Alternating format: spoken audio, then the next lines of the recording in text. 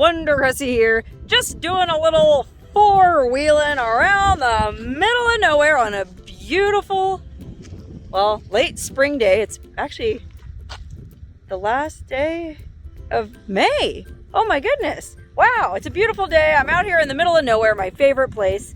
Actually, I'm not too far from that secret waterfall that I tried to hike to a couple weeks ago. But while I was out there doing that video, well, there were a couple other things that I somehow missed in the area. Don't ask me how. And so since I found myself back up in this general neck of the woods again, I figured why not take a little detour and see if I can find the two things that I missed today. Now, the first thing I'm looking for is an old cabin. And the way I found out about it is my good buddy Jim. If you've been watching my Death Valley life videos, where I document my sisters and my progress on our Death Valley compound, well, Jim was the guy that came and stayed with us for a couple months and helped us out with a ton of projects. And he's into exploring the desert just like I am, which is how we became friends. And so he gave me some tips on some places to check out, and this cabin is one of them. So Jim, if you happen to be watching this video, thank you.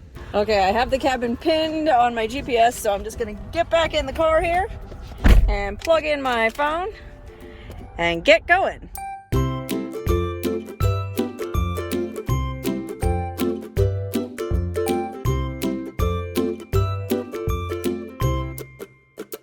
Okay, I think this must be it.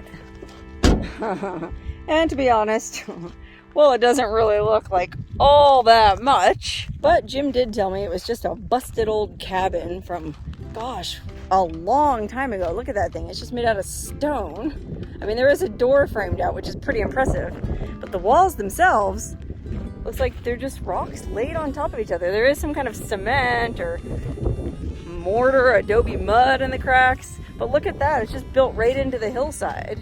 I guess that would have made it stay nice and cool in these hot desert summers.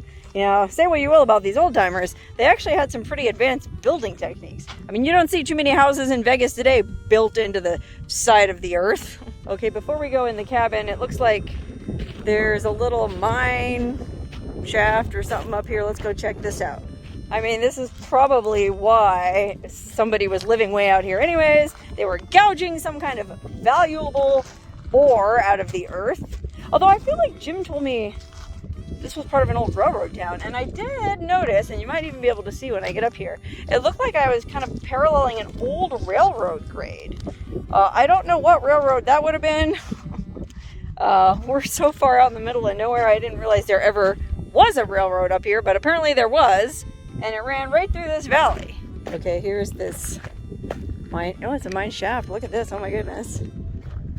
Kind of peek in over here. Oh wow, would you look at that? Doesn't look like too many mine explorers get out this way because the barbed wire is not even bent like people have been crawling through here. It's pretty pristine, and I am not one of those mine explorers who likes to go climbing down in these sketchy old shafts, but I know a lot of people watching this channel are probably really curious to at least peek down in there, so let me see if I can at least reach my camera over and give you a view. Can you see down in there? I mean, there is a ladder. I'm not sure you can see. Yeah, I guess you can. There's a ladder going way, way, way down into the earth. There are still rungs on that ladder. So, yeah, in theory, I guess I could climb down there and poke around, see if I could find a pair of 100-year-old Levi jeans. You know, you can find those old Levi's that are worth like sometimes tens of thousands of dollars down in these old forgotten mine shafts. And if there was ever a mine shaft that would be forgotten, it's this one, because we are in the middle of nowhere. But I'm not one of them there kind of YouTubers, and I'm not a looter, you know, even if I did find an old pair of Levi's down there, well, I feel like they wouldn't be mine to take. I'm just gonna enjoy the views. I hope you enjoyed that little teaser peek there. And now I'm gonna go look inside this old cabin, which, because we're coming at it from above now, you get a different perspective on the roof. It's very interesting. This is where it's built right into the side of the hill. It looks like they stacked up some rocks on the hillside here, and then they laid these big old like telephone poles on top of that as like cross beams. And then, oh my goodness, it just looks like really old weathered 2x4s. And well, you could kind of already see inside the cabin there, and it didn't look like there was anything too interesting, but I'm gonna go poke my nose in anyways, just for you, Jim. Oh my goodness. Can you imagine living in a rough cabin like this? And plenty of people did. It looks like the back wall is just basically, that's the side of the mountain that they just hacked away at. You can tell where the rock face kind of ends, and then they stacked rocks on top of that. And then this wall here, you can see, and there's the side of the mountain coming down, and then there's where they stacked the rocks up. And it's probably the same deal over here, yeah. Well, you might not be able to tell because the light and the shadows are kind of weird, but basically, yeah, just kind of a dugout. And then, like I said, a pretty simple roof. I mean, I wonder if there was mud or something on top of those boards originally to, you know, keep it more airtight. Because look at all those knot holes, you know? Rain would come right through that. And then it looks like there was a mattress up here. And then look, oh, there's an old shoe. Wow, that looks to be a pretty old shoe. Hard to tell from where I'm hanging through the door. I mean, yeah, I could unloop this. There's a wire looped around a nail on the inside holding it closed. And there's a wire looped around a nail on the outside holding it closed. But they're wired pretty tight. I don't want to mess with it. And I mean, this is a real old door. I wouldn't want to damage it, you know, like by forcing it open. So I don't know. I feel like since there's not much in this cabin anyways, this is pretty much as good a view as we really need. You know what I think of when I look at this old cabin? I don't know if you watched the video I made about Mona Bell. She was a prostitute, a red light woman who lived in Rhyolite. I think the video was called The Rose of Rhyolite. I went out and I left a rose on her grave, which is not really her grave, but anyway, she lived in an adobe cabin that I bet probably wasn't really that much nicer than this, if it was any nicer at all. You know, a lot of these mining camps were pretty slapdash. People didn't build stuff to last. They just, you know, they built stuff that was enough to shelter them and give them some comfort from the elements, just long enough for them to gouge whatever it is they wanted to get out of the earth. And then they would just, once they exhausted the vein of gold or silver, whatever it was they were mining, they just abandon the town and leave. So why build a big fancy house if you're not planning on, you know, staying long term anyways? Matter of fact, I sort of feel like that mentality persists to this day in Nevada, especially in Vegas. A lot of people move to Vegas like, oh, I'm just going to live here long enough to make a bunch of money, and then I'll move back home or go someplace nicer. And well, so that's why you see these houses they build up there are pretty flimsy. They're, you know, I can think of some very unkind terms for these houses, but if you've ever watched them being built or gone by a construction site, man, they just slap them together like, well, it's like they're made out of ticky-tacky. And that's sort of like how they used to build these houses back in the day. Isn't that interesting how some things never change? I guess poor, lonely, forgotten Nevada has always been the kind of place where people just want to pass through, grab what they can, and then get out ski. Well, fortunately for the state of Nevada, there's people like me who genuinely love Nevada and love living in Nevada and being in Nevada and camping in Nevada, exploring in Nevada, and really appreciate the beauty and the magic that is Nevada. Okay, speaking of magic, I know that cabin really wasn't that exciting, and, well, was it really worth driving all the way out here for? I don't know. Fortunately, if you remember, I said there were a couple of things I had pinned in this area that I somehow missed. The second thing I didn't even know about until after I got back from that trip. I have this one viewer who does a lot of research on Google Maps for me and finds really interesting stuff for me to go check out. It's kind of like a Charlie's Angels thing. The guy lives all the way cross country in Massachusetts and doesn't ever get out west, but he's very good at finding these weird places, and he sends me coordinates and little descriptions, and it's like a Charlie's Angels mission. You know, Angels, I want you to go investigate this old cabin, or Angels, I want you to go investigate this old, you know, could be a hot spring, whatever.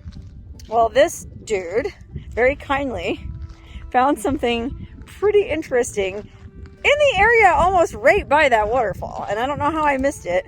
Well, actually, I do know how I missed it. It's something that you can only really see using a drone. And so it's a little bit windy today, and I have one of those really tiny Mavic mini drones that only weighs 249 grams, so that you don't have to get an FAA license to operate it.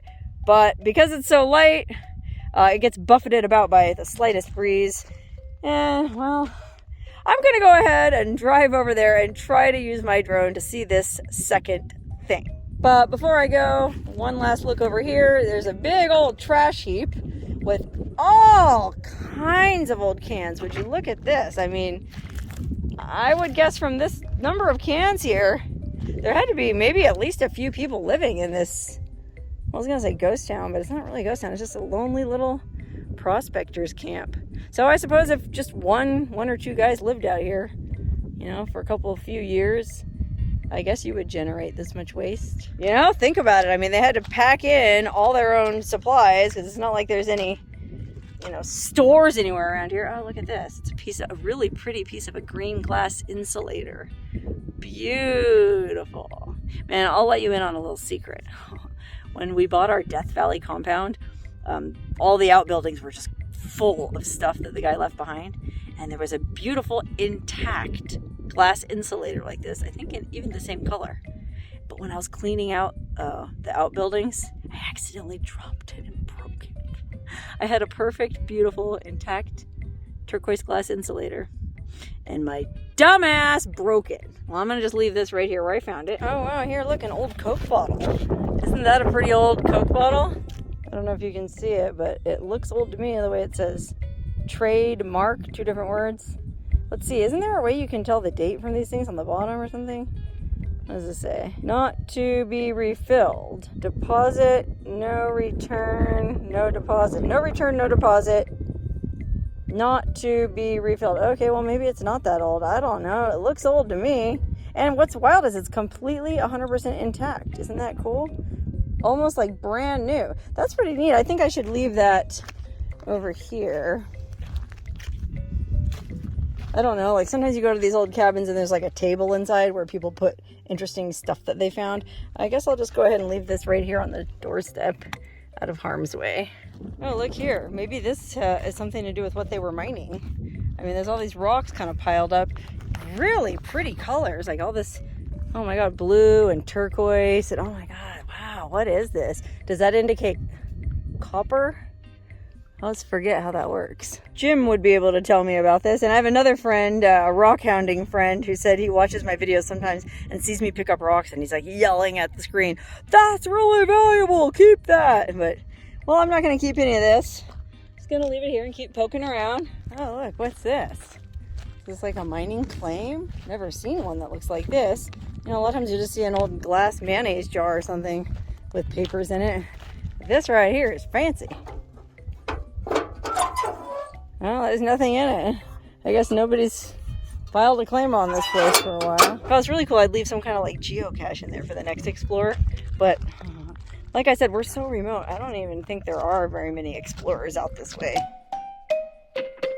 Okay, now I'm gonna go try to check out this other location. Although, the wind just picked up and it's not boding well for my drone.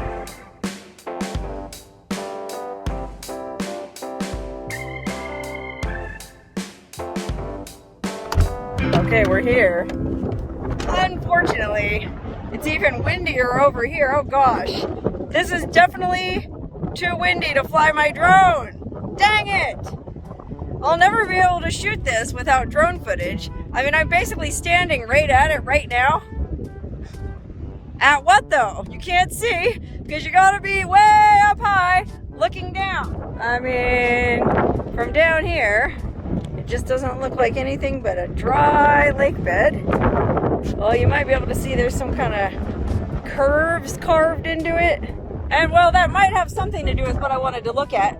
Golly, well, I guess I'll sit here for a bit and wait and see if the wind dies down. I'll get my drone fired up, and the first quiet moment I get, I'll send her up.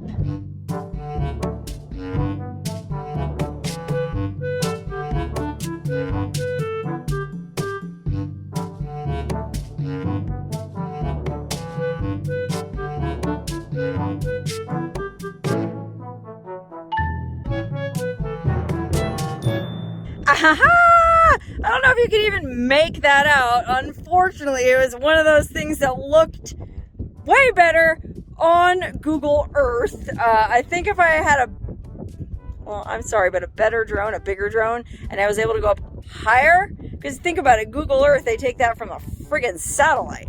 But that being said, I'm very impressed with the performance of this little guy, even though he only weighs 249 grams. And even though it's pretty dang windy, he did all right. Now, incidentally, some of you might be wondering, hey, Wonderhussy, should you really be including drone footage in a commercial video without a license? Well, I said earlier that you don't have to get an FAA license if the drone weighs less than 250 grams, which this is only 249 grams. Amazing. But you do have to get a license even if your drone is under 250 grams if you want to use that footage commercially, okay? Because then you're considered a commercial pilot, believe it or not. So, in answer to your question, smart guy, yes, I do have a drone operator's license issued by the federal government. That's right, the FAA. I'm trying to hide my pertinent details on there. Unfortunately, you can still see my weight. Oopsie. Anyway, yes, I did. I went in and took the friggin' test to get a drone license. And let me tell you something. It was the hardest test I've ever taken. And I'm a pretty good test taker. Like back in the day in school, like for the SAT, stuff like that. I never had to study. I was always just, you know, I can do that stuff. It's easy. And so when it came to taking this drone test, I did. I studied up quite a bit. I took a practice test, passed that on the first try. I watched a YouTube tutorial video on loop for like an entire week. And then I went in to take this test, and it was a real wake-up call because it was gnarly. They ask you pretty much everything you need to know to be an actual pilot. Just to fly a freaking 249-gram drone and use the footage on YouTube. Anyway, enough about me and my drone pilot's license. I just thought that was kind of funny. So I'm assuming somebody came out here, and I don't know how. It's not like those letters are carved into the lake bed because you can't really see them from here. It's like what I just showed you over here. It's just a shallow depression in the lake bed. I don't know if they just drove up and down a bunch of times or if they dragged something behind them. But whatever they did, it's actually pretty impressive that the letters are so uniform. I mean, in case you couldn't read it, it said UFO. Because we are right outside the secret government base right over there, Area 51. Okay, now Area 51 is just one area in the Nevada Test and Training Range, and that area is actually on the other side of the range. We're on the west side. The Area 51's over on the east side, but whatever, we're close enough, so some wag thought it would be cool to come out here and, I guess, invite UFOs to come land here. And I mean, if I was an alien from another planet and I was looking for a place to land, well, golly, I might land right here on this lake bed. Why not? It's a nice, big, flat, smooth area. There's no traffic, no looky-loos except for me. You know, it'd be a perfect place to land. I mean, I guess if your mission was to go to Earth and probe as many people as possible, well, then this might not be the best spot because, well, there's only one person here to probe, and I'm closed for business. But anyway, I just thought that was pretty interesting, and I'm glad I came out here. I'm glad I flew my drone, even though I thought it was going to be too windy. And I'm glad I was able to get some footage to share with you, I think. It looked like the footage came out, but you never really know until you get home and load it up onto your computer. And so that's just what I'm going to do now. I'm going to get back in my rig, my trusty steed. A viewer said I should name my rig Pegasus because I always wear this hat with Pegasus on it. And that is kind of a cool name for my, the Lone Ranger had silver. Well, why shouldn't Wonderhussy have Pegasus? Up, up, and away!